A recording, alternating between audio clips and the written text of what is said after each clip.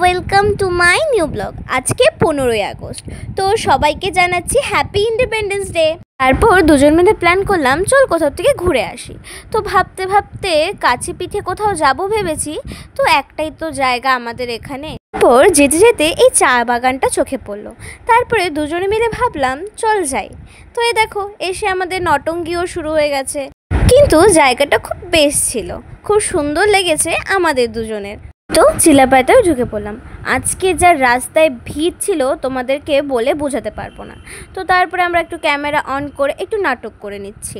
চিলাপাতার ভিতরে এত সবুজ গাছপালা, ওয়েদারটা এমনি ভালো হয়ে যায়, কিন্তু বাইরে প্রচুর রোদ ছিল গাইস।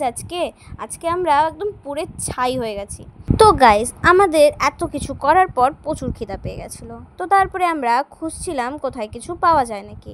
কিন্তু আজকে আমরা বাড়ির থেকে খাবার করে নিয়ে গেছিলাম একটা স্পেশাল জিনিস। তো দেখি বাবা এখানে এত ভিড়, তারপরে পাশে একটা ধাবা ছিল, সেখান থেকে আমরা রুটি নিয়ে দুজনে মিলে মাটন কষা দিয়ে খেয়ে তো আমরা রওনা দিয়ে দিলাম বাড়ির উদ্দেশ্যে। তো যেতে যেতে গান করছিলাম, মানে এত মজা করছিলাম গাইস আজকে, আর এত ভিড় ছিল রাস্তায় কি আর বলি। তারপরে আমরা কোচবিহারেও ঢুকে যাই। তো গাইস আজকে আমাদের দুজনকে কেমন লাগছিল প্লিজ কমেন্টে জানাবে। আমাদের ভিডিও ভালো লাগলে চ্যানেলটি সাবস্ক্রাইব করে দেবে। আজকের জন্য টাটা।